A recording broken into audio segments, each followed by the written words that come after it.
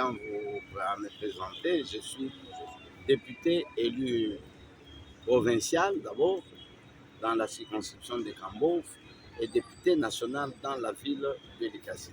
En tant que député national, donc, il m'arrive parfois de soulever certains problèmes, de parler pour les Quinois.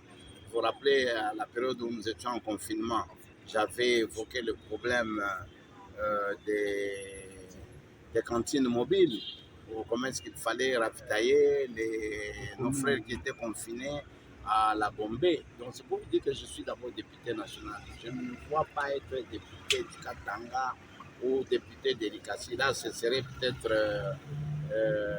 entreprendre le travail du député provincial. S'agissant de la loi Tchani, la proposition de loi Tchani, elle n'est pas la bienvenue. Elle n'est pas la bienvenue. C'est une proposition de loi qui voudrait créer de la zizanie, voudrait créer des problèmes entre les communautés.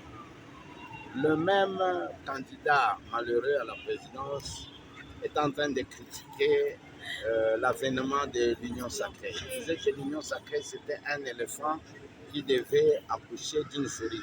Mais par après, quand il a vu que l'Union sacrée était réellement une bonne vision du chef de l'État et qu'il y a eu un changement de régime, maintenant, au lieu qu'il puisse proposer des propositions de loi qui peuvent donner de sourire à la population, des propositions de loi qui sont liées au social de la population, des propositions de loi qui peuvent nous aider à mettre fin aux exactions qui se passent à l'Est, lui s'est mis à créer des propositions de loi avec l'objectif de créer des problèmes entre les communautés. Nous ne devons pas nous voiler les yeux entre les communautés katangaises et les communautés kassaïennes. Pourquoi je parle de ces deux communautés?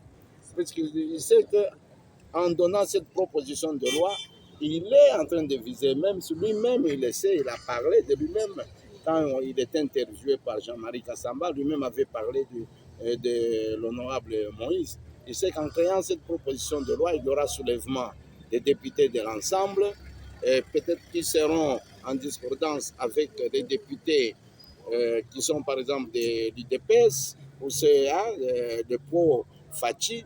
Donc ça, ce sont des calculs cachés que lui détient, mais nous n'allons pas accepter.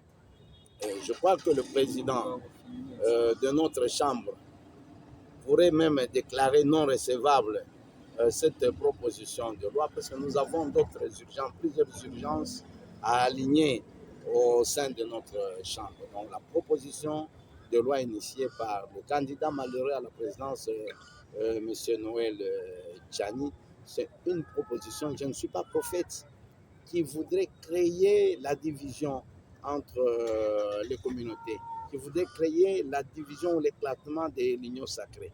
Et je crois que le chef de l'État étant un grand visionnaire, il a bien parlé, il a circonscrit, il a même dit que ceux-là qui viennent avec de telles propositions n'ont qu'à se référer peut-être aux Congolais que nous sommes d'origine. Les Congolais que nous sommes d'origine ont été à la base de la situation que nous sommes en train de connaître. On a eu à voir, il y a cela 2 ou 3 mandats, parce qu'on ne peut pas parler. À l'époque de l'indépendance, nous étions plus mieux, même à l'époque du président Kasavubu, nous étions mieux, on voyait comment est-ce que nos parents étaient bien payés. À l'époque de Kasavubu, après Kasavubu, même quand Mobutu était là, on était encore mieux. Mais les gens qui viennent avec de telles propositions, ils cherchent à créer des zizanies, à créer cet esprit discriminatoire que nous ne pouvons pas accepter. Honorable, une dernière question. Est-ce que la plénière de l'Assemblée nationale a levé les immunités de l'honorable John Pumba et l'honorable Placide Tshisekedi? Puisque la justice demande la levée de leurs immunités. Bon, le problème n'était pas un problème de levée. Nous ne sommes pas encore à ce niveau.